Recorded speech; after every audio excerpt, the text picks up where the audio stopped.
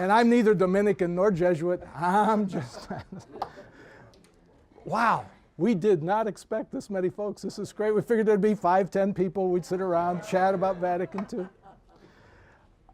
There's so many ways that we could get at this. So I was really happy to see the whole thing about personal reflections, because otherwise, especially with this topic that I was given of the historical, it sounds so grand. So let's start with some personal reflection. I tried to find the least embarrassing photos I could. This was me during and immediately after Vatican II.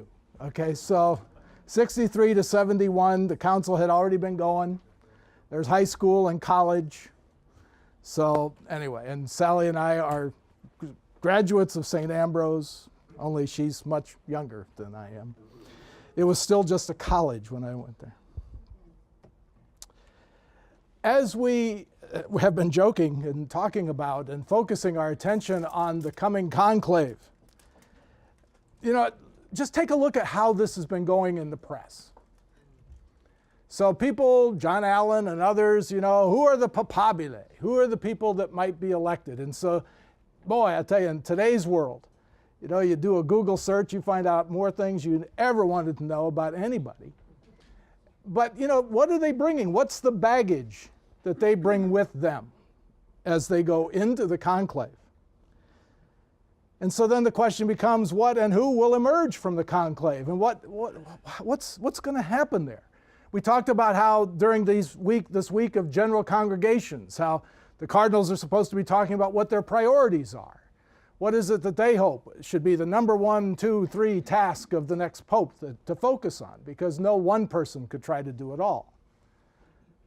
Well, that kind of dynamic is actually kind of what I'd like us to spend some time on with regard to Vatican II, because for many of us, even those of us who were alive and kicking and thinking about the council when it was going on, it was, for many of us, a remote thing. It was very remote, and we think of the council. Now, we might hear of a bishop or two, or we might have known somebody or whatever, that kind of thing. You know, listening to Joe Comanchek's stories from his days as a seminarian in Rome during the council. But at the same time, to begin to humanize those 2,640 bishops who walked into St. Peter's on October 11th, 1962. Where were they coming from? Now, a lot of people have a lot of strange ideas about Vatican II. Now, as was mentioned, I was in the Navy for 22 years after leaving the seminary after 8. So going from seminary culture into Navy culture was, to say the least, stunning. Somehow trying to jam 120 drunk sailors into a submarine in the Philippines was a whole new experience for me. I was on a submarine, the USS Billfish, and our number 2 officer was a proud and flamboyant atheist. And he thought anybody who did religion was a fool. So I learned long ago that, you know, you tell the truth in the Navy and nobody will believe you anyway. So I happened to be reading a book in the wardroom. And it was a book on the Second Vatican Council, believe it or not. So he walked in the wardroom and he said, "Spook, what are you reading?" And I said, "Well, I'm reading a book on the Second Vatican Council, XO." He says, "Oh, what the? Oh, the Second Vatican Council. I remember that. That's when the Catholic Church sold out to the Beatles." Now, I venture to say that for many people, certainly for a lot of our students, if they think of Vatican II at all, they think of it as an event of the 60s, just like that other ancient history thing called the Beatles. You know, and they kind of associate it together. And they say, oh yeah, well, this is the Catholic Church trying to be relevant. How often did that word get thrown around over the years?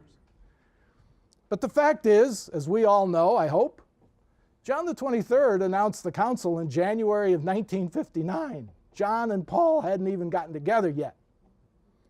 And besides, if they wanted to have a council on the Beatles, we'd be starting it now. We just don't move that fast in the Catholic Church.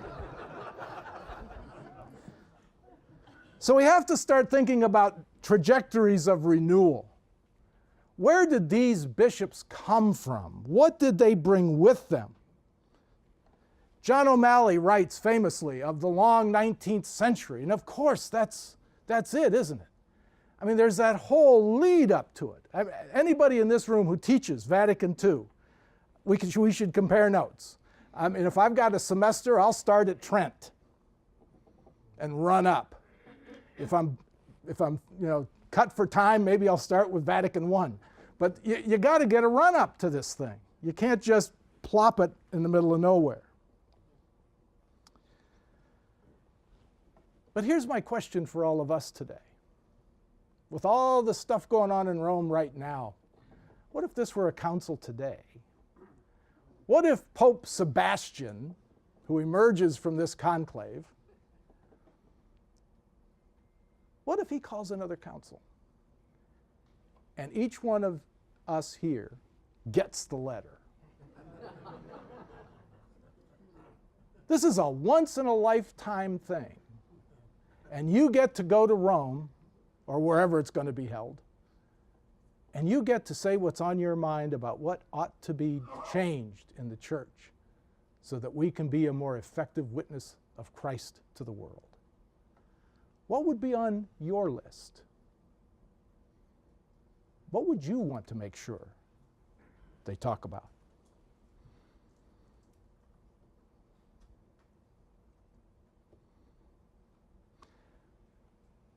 So let's do this in an easy way. I'm a theologian, not a mathematician, but I'm going to hypothesize that the average age of a bishop attending Vatican II, the opening ceremonies in 1962, was 62. That way I can do the math.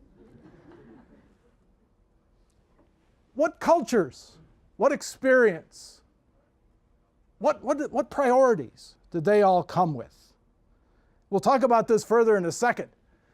But when Cardinal Tardini sent out the letter to all the bishops and all the heads of religious orders, male religious orders, and the deans of schools of theology, he got back almost 9,000 proposed agenda items.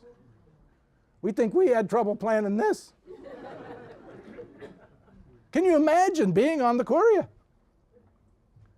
Just at 9,000 agenda items. So let's consider the lifetime of a German bishop born in 1900. So as a teenager, what would our future bishop have experienced? Probably lost relatives, friends.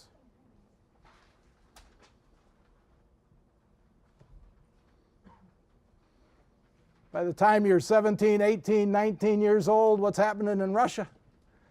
The first of what will be 3 totalitarian regimes.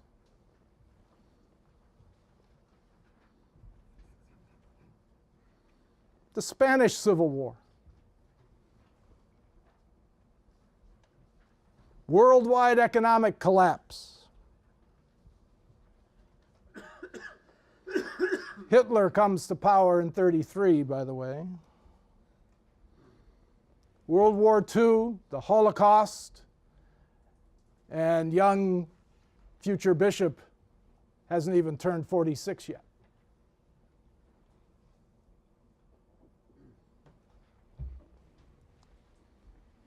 I don't think they want to talk about the Beatles. Somebody tells me who's gone through any part of this, overlay priesthood for this bishop. When would he have been ordained in all of this?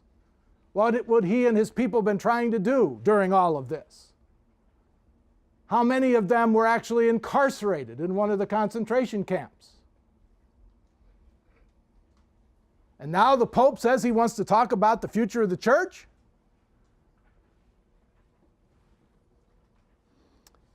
I was privileged to interview several bishops, one in particular, retired Bishop of Davenport, as a matter of fact, shortly before he died.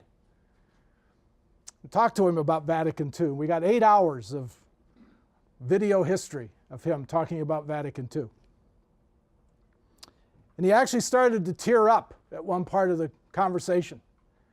Because he said, as a young auxiliary bishop going over to Rome for the council, he says it took him about 2.5 minutes to realize that most of the American bishops, except for the power players at the top, but that most of the American bishops didn't have a clue. And that when they got to Europe, when they got to Rome, they encountered a whole different kind of bishop who brought a whole different kind of sets of experiences to what was going to be the expectation of Vatican II. I think it's significant as you look at the dates surrounding the opening of the council that opened on October 11th. Our U.S. bishops did not form committees or consultation groups on various issues until October 30th. Now, they'd known the council was coming for 3 years, but it was only after the council started. And I shared that with Bishop O'Keefe, and he said, oh, that's the point. That's the point. But this is what many of the world's bishops brought with them into the council. Since these are personal reflections, let me focus in and offer one particular set of experiences.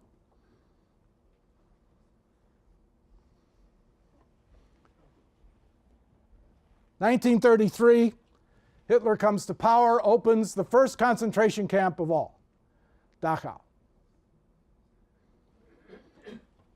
Originally, Dachau was not supposed to be an extermination camp. Dachau was supposed to be a re-education center, a brainwashing center. So this is where all of the political opponents to Hitler and his party were to go. And these were supposed to be some of the elite of German society, so they could go and be brainwashed and then be released back into society and create more good little Nazis. One of the first general orders the commandant receives at Dachau in 1933 is that Berlin is about to send them trainloads of priests, and that these priests are not to be treated with any sort of privilege. That the German clergy had been living a life of privilege for far too long, and they were to be housed with the general prison population. Imagine what that cell block would look like. If you have a cell block with sisters, priests, bishops routinely were incarcerated there, ministers, rabbis. What's that cell block just turned into? Church. You got church. But people were being fed. People were being supported and nurtured because people didn't stop ministering to each other. And people began to learn things about themselves and each other. Dachau was only the beginning. Every one of these dots represents a major camp.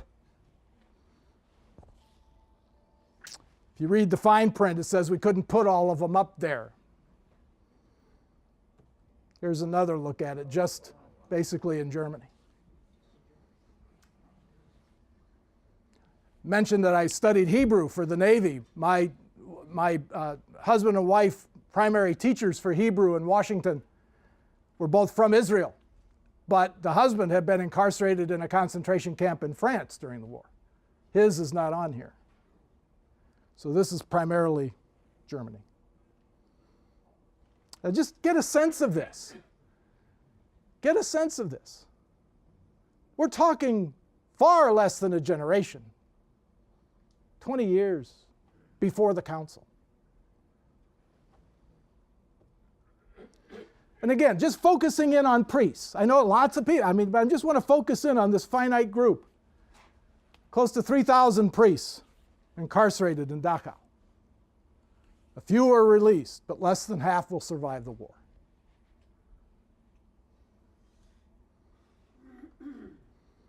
Now, something happens. About 1940 or so, the Germans catch on that people aren't breaking as fast as they wanted them to. So now they clear out a cell block. They start with one, they'll eventually need 3. The guards nickname it der Priesterblock. And that's where they throw the priests. Now you have what we in the Navy would call a think tank. Because now not only can these guys sneak out, and they do, to take care of the needs of people, now they can talk to each other. And we know from their diaries and their notes and the books and the articles that they write after the war that they begin to ask themselves this question: how must the church change so this doesn't happen again? 1944, 1945, rumors of the end of the war, rumors of liberation, and that's what these guys want to know. Because what have they been experiencing in their whole life? And now the madness of the Holocaust? All of this? Is it any wonder when we get into studying the Acts of Vatican II, we find that the voices for reform often came from Germany and Belgium and France and Italy? Any wonder at all? None. None. I offer this as a bit of personal reflection because this is where my vocation as a deacon found its root. This is where they raise the question of having deacons again. The myth is that this was somehow related to bishops of the third world saying we don't have enough priests. Not true. If you don't have enough priests, why would you want deacons? Now, are some of the third world bishops going to pick up on the idea later? Yes. But more than, and I counted every one of these for Joe, more than 70% of the proposals to renew a diaconate at Vatican II came from Eastern and Western Europe. And they came from these conversations in the prison camps of the priests who were reflecting on what have I learned as a priest about ministry here. I've learned I haven't needed my collar. I haven't needed a beautiful basilica to celebrate Mass in. I've learned that the heart of ministry is having the courage to put myself at risk for everybody else. That's what I've learned is the heart of ministry. And we need folks who can help embody that in the church. We have a sign of Christ the priest in the priesthood. What about a sign of Christ the servant? Christ the kenotic, who empties himself out for others. That was their dream. That was their vision of diaconate. So today when I direct retreats for deacons, I ask them, tell me what you've been doing over the last year in ministry. Be honest. And now ask yourself, is what you're doing working to prevent another Dachau? Because that's why we're supposed to be here. If you're just getting involved in parish politics on who's going to be the next director of the liturgy committee, we don't need it. So that's why this is very personal here and reflective. It's not universal, but it certainly is an element that many of these bishops would have brought with them into it. So following the war, everybody acknowledged somehow something needs to change. The first half of the 20th century could not be allowed to dictate the second half. And again, I use the example of the diaconate here.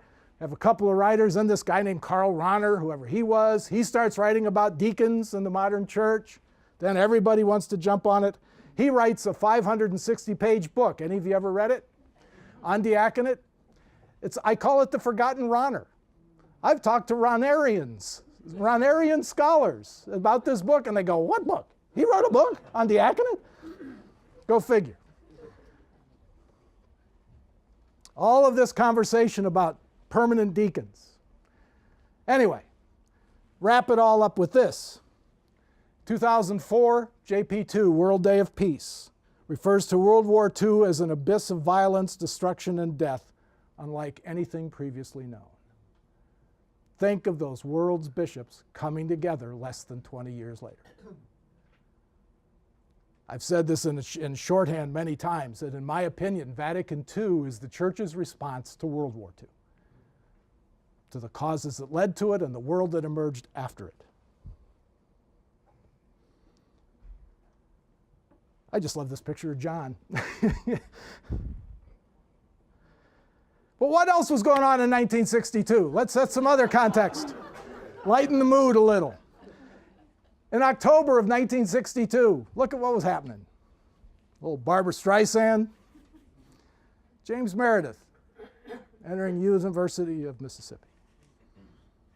Johnny Carson hosting his first Tonight Show. I'm starting to feel so old, I remember some of these.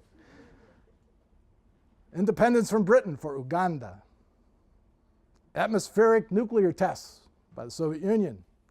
And we did our own. The week after the council starts, Cuban Missile Crisis. So again, my point here to get us started, I think, is to try to set this context in this broader world view. And again, the excitement that people felt. Just as we see a lot of interest right now in what's happening with the conclave, multiply that. Multiply that. I remember in high school seminary, our faculty up in Wisconsin, where Gary Macy and I were seminarians together, they were getting these telefaxes from friends in Rome about what was going to be talked about the next day. Whoa!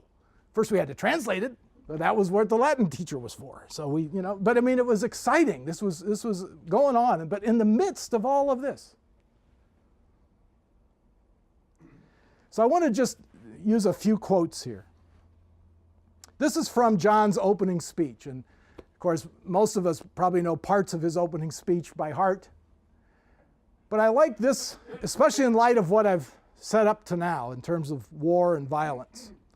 But notice what he says in his opening speech, opening the council, that violence inflicted on others, the might of arms, political domination, are of no help at all in finding a happy solution to the grave problems which afflict people.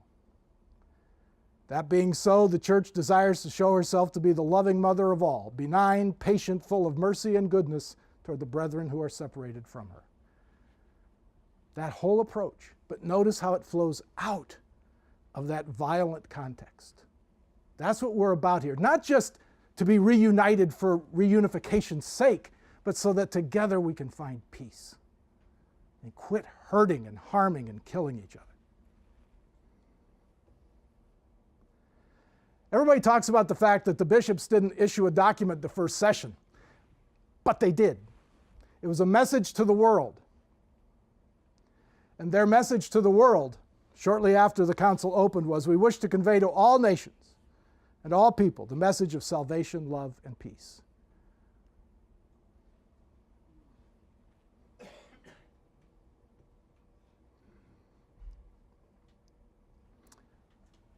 These words that we read so often, but so often just kind of glide right over. What are we as a church supposed to be? A sign and instrument of unity. Think of what those guys learned, those people learned in the camps. It didn't matter if the person next to you was a Jew or an atheist or a Catholic or a Lutheran. It didn't matter. Suffering united everybody. So let's start there.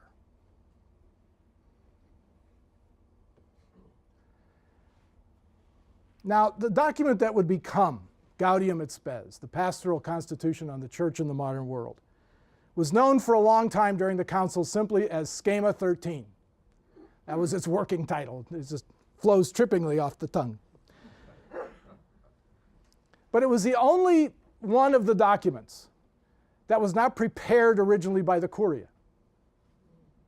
This one was an idea that came from the floor of the council itself. Cardinal Suinens,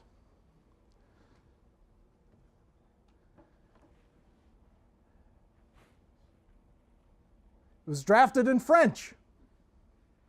By the way, there's a funny story. As the council was getting ready to start, the Curia announced that the language of the council would be Latin, which upset, I think, as many of the bishops as it did anybody else. I mean, they knew enough Latin maybe to say Mass.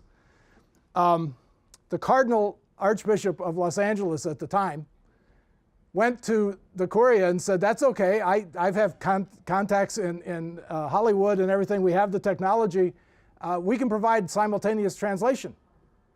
The Curia forbade it. Now, think about what's just happened over the last few days in Rome. Reason being, this was supposed to be a bunch of secret meetings 3,000 bishops in St. Peter's. Secret? Come on. And they were afraid if they put that in there that it would get, out into the square and people would be taking notes. But this was drafted in French. Dom Helder Camara, by the way, is there with him. So that other people could be consulted. There were working groups around the world. This was known during the drafting as this is going to be our capstone. This is going to be the final document where we try to wrap it all up. What have we been trying to say? With that in mind, every time I read these words, I think of where we are today. We have the duty of scrutinizing the signs of the times and of interpreting them in the light of the gospel in a language intelligible to each generation. Let's just stop there. Okay? In language intelligible to every generation. We must therefore recognize and understand the world in which we live, its explanations, its longings, its often dramatic characteristics. Instead of seeing the world as evil, to see it as someone we engage in partnership.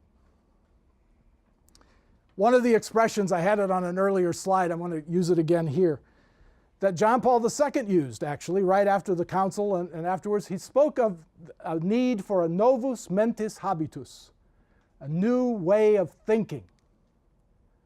A new way of thinking that the council calls us to. So what are the signs of the times in the light of the gospel? And how does that affect how we relate to others? Do we really today understand the world in which we live? And if so, how do we communicate our care and loving concern? For example, how do we tell people what we believe? How do we share with people? Do we constantly harp on what we're against? Or do we find ways to say this is who we are and this is what we stand for?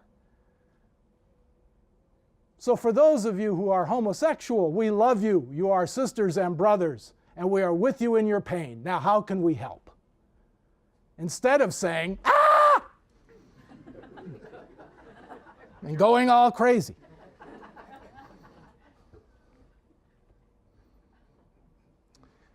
That the church is supposed to serve as a leaven and as a kind of soul for human society. Leaven, in there, mixing it up. Not running away from it.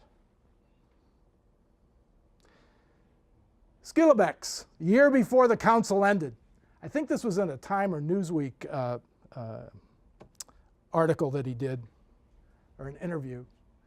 This is how he referred to this document that was still a year away from being promulgated. He says it's going to be this document that tells the tale about the council. If the bishops do this document right, fine. But are they going to talk about a church that's the be-all and the end-all? Or is she an instrument in the hands of Christ at the service of all humankind? So what was that document going to say? I love to put this quote next to Pope Paul's final talk. We all talk about Pope John the 23rd's opening talk to the council. Pope Paul VI, closing speech to the council in 1965, December 7th, is remarkable in itself and deserves greater study. But here's what the Pope said in 1965. Now, this isn't about Gaudium et Spes, but it's about the council itself. But notice the similarity in theme. That the whole teaching of the council has been about service, about diaconia. The church has declared herself to be a servant of humanity. No matter what else we've done, and the part that I've left out is, we've talked about governance, we've talked about this, that, and the other thing, but when you reduce it all to its core, service has been central. We are people at service of others. And again, I would ask just to consciously bring up those images from Dachau again. That's where so many of the bishops This is why that's going to resonate with them. This new way of thinking, or a restored way of thinking, however you want to look at this, but different way of thinking, is what they hope will change the world. Sorry, repeated that. So where do we go from here? I leave the slide blank. But I submit to you that this need for a new way of thinking persists. Go back to that list of things that you started to call to mind at the beginning of this talk. When you go to Rome next week for the beginning of the next council, what is it you want to say? What is your experience? What is your culture? What do you want to bring forward? At the end of his opening speech, my hero challenged the Council Fathers. It has a beautiful image. He talks about them as being the stars in the sky, lighting up the sky over the church. But he asks them to recognize that it is now only the dawn. And I submit we're still pretty early morning. Thank you.